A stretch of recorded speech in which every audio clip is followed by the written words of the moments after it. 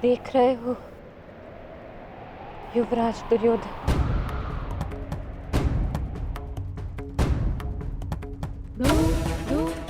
देख रहे हो अंगराज कर्ण, ये लहू, ये रक्त, ये 5 गांव ना देने का मूल्य नहीं।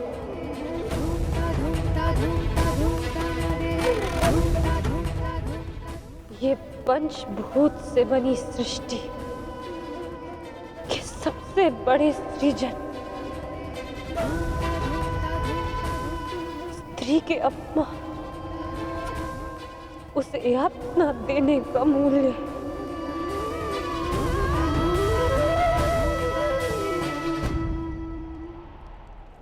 एक स्त्री, एक माता, एक पत्नी का जब जब अपमान होगा,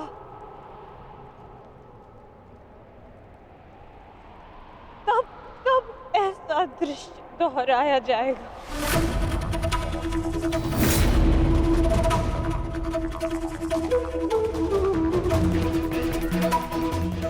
तब तब ऐसा दृश्य दोहराया जाएगा दुर्योधन।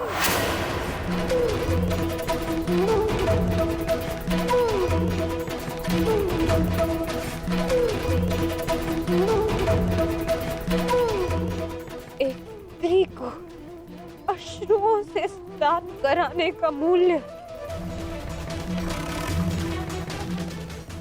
रक्त स्नान से चुकाया जाएगा।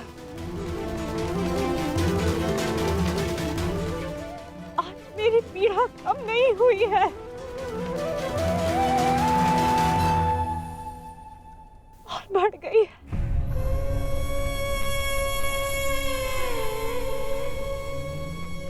इस संसार में किसी को भी द्रौपदी जैसा भाग्य ना मिले, जिसे अपने ही कुल के सामने, अपने ही कुल के पुरुषों के हाथों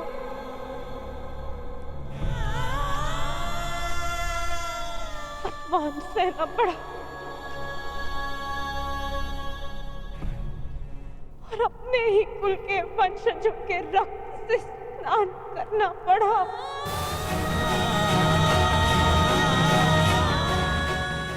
हे ईश्वर, इस संसार में किसी को भी द्रौपदी बनाकर जन्म मत देना।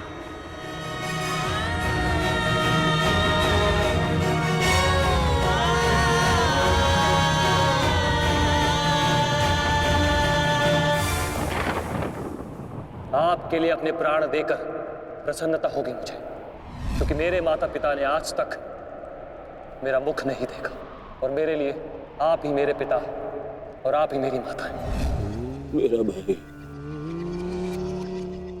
मेरा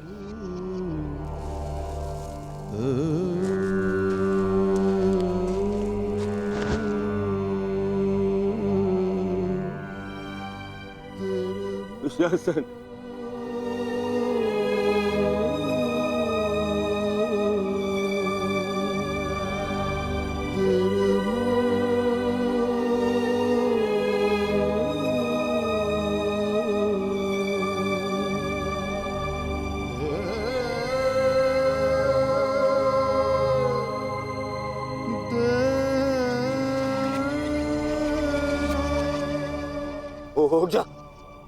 उठ जा, देख, युद्ध समाप्त हो गया है। तेरी बुझाए, तेरी बुझाओं के बल के सहारे ही तो मुझे संसार पर राज्य करना था।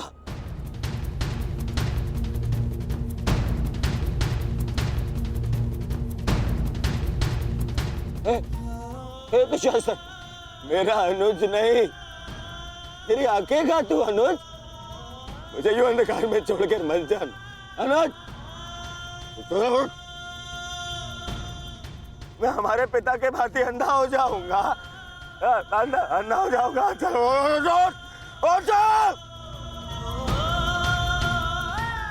अरे अरे इसकी बुझाए क्या है? अरे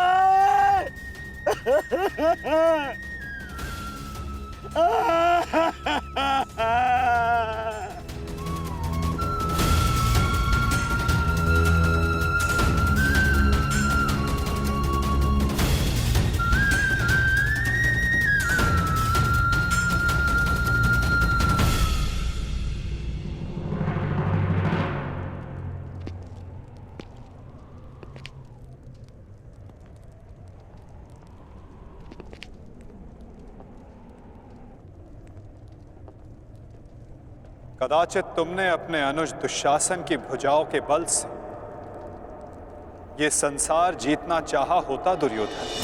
नारायणं नमस्कृत्य नरं चैव तो आज सारा संसार तुम्हारा दास होता, किंतु नहीं, तुमने इसकी भुजाओं के बल से एक स्त्री का वस्त्र हरण करना चाहा दुर्योधन। कदाचित तुमने इसकी दुर्जयता के बल से तीनों लोकों पर शासन करना चाहा होता दुर्योधन, तो आज तुम्हें वो भी मिल जाता। परंतु नहीं, तुमने ऐसा नहीं किया दुर्योधन। तुमने अपने अनुज दुशासन के मन में कुटिलता और कुचक्र का षड्यंत्र रच दिया। कदाचित तुमने अपने नेत्रों को उचित मार्ग दिखाया होता दुर्योधन, परंतु तुमने अपनी उन आंखों से महाविनाश का स्वप्न देखा।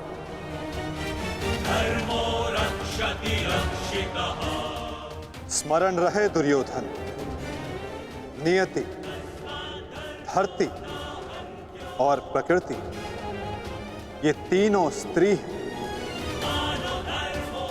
और जब जब स्त्री का अपमान होगा, नियति पुरुष के विरुद्ध होगी। धरती उस अपमान का भार नहीं सहेगी और प्रकृति उसे नष्ट कर देगी।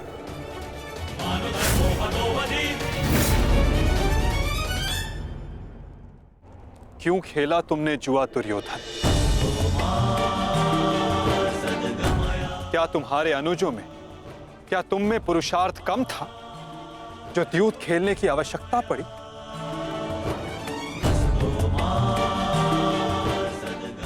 इसी द्यूत के कारण एक स्त्री पहले अपने ही अश्रों में नहाती है और अब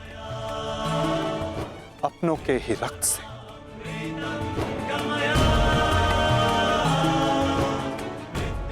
क्यों किया तुमने ये लालच दुर्योधन?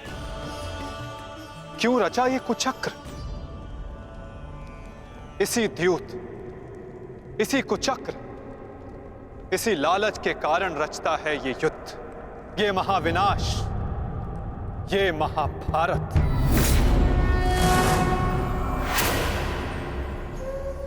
क्यों आज एक भ्राता को अपने ही अनुज के रक्त को पीना पड़ा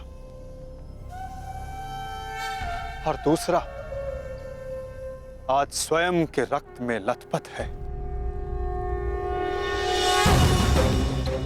स्मरण रहे, जो हाथ स्त्री की लाज, उसके मान के रक्षण के लिए, यदि वो हाथ स्त्री की लाज उतारने का दुस्साहस करेंगे, उसका मान भंग करने का दुस्साहस करेंगे, तो उन हाथों को धड़ से अलग कर दिया जाएगा।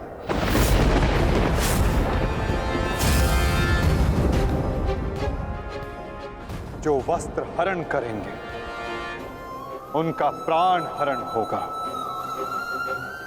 जब जब किसी की आंखें अनुचित होता देखना स्वीकार करेंगी, तब तब उन आंखों को बंद होना होगा।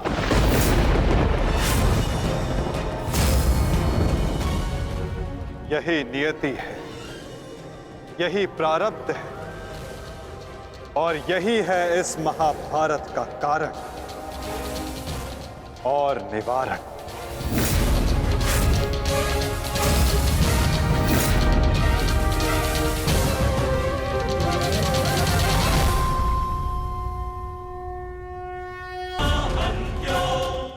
अधर्म की ओर धर्म के बढ़ते बाणों को रोकने का प्रयास करने वालों को बाणों की शैया पर विश्राम करना होगा।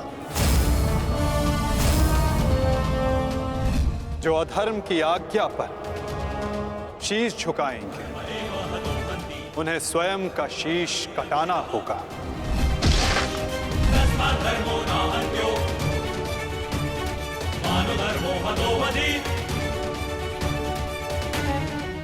अधर्म को ना किसी का कवच बचा सकता है, ना ही किसी के बाण। ऐसा कोई रथ नहीं जिस पर अधर्म चढ़कर अपने लक्ष्य तक पहुंच सके। ग्रास लेगी ये धरा उस अधर्मी को भी और अनचाहे उसका साथ देने वाले के रथ को भी, जो एक झूठे वचन के लिए सत्य के चक्र के समक्ष आकर खड़ा होगा, उसे स्वयं सत्य के चक्र के साथ धंसना होगा।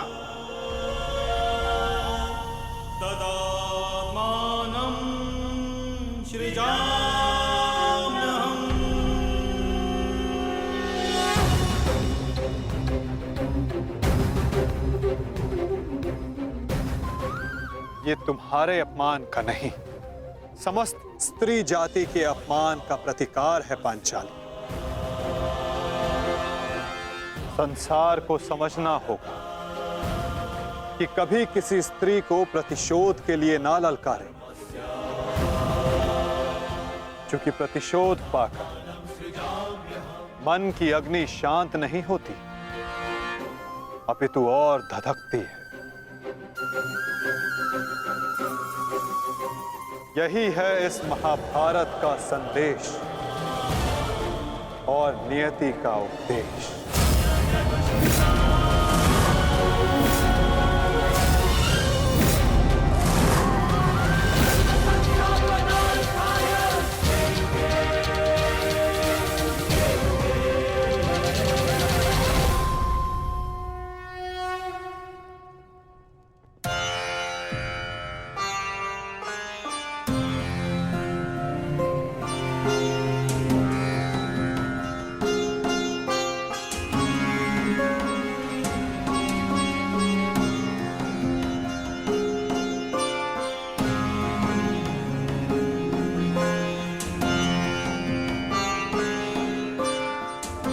अपने आप को संभालो मित्र, एक योद्धा को रोकर विदा नहीं करते।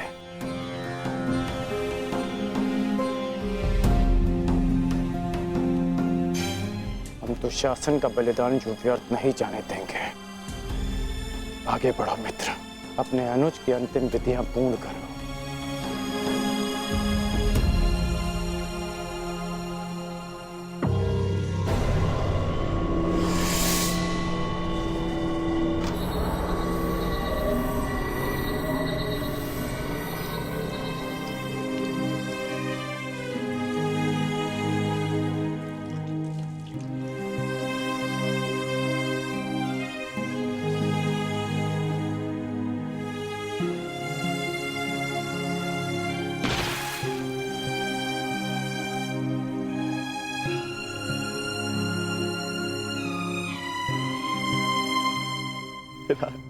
अच्छा, प्रेहि प्रेहि पतिभिः पूर्वैर्भिः यत्रा न पूर्वे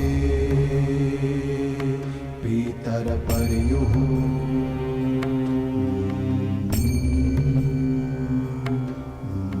भूभराजना स्वधया वरुणं च दिवम्। पुत्र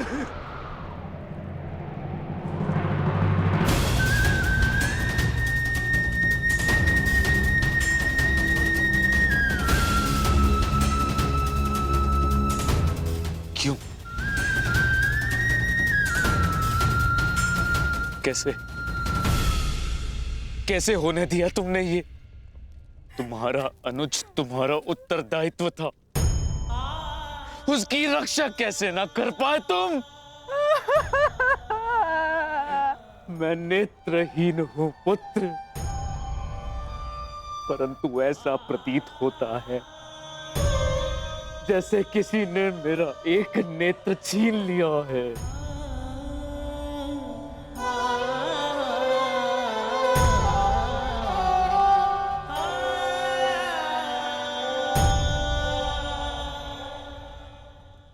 कहते हैं सर्वनाश उत्पन्न होने पर जो उसे आधा बचा ले पुत्र, वो ज्ञानी होता है पुत्र।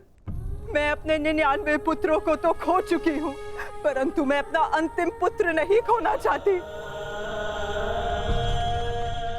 नहीं खोना चाहती।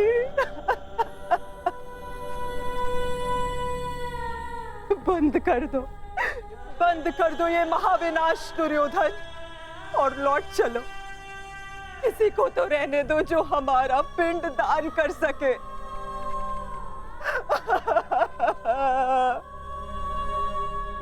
चलो पुत्र, लौट चलो।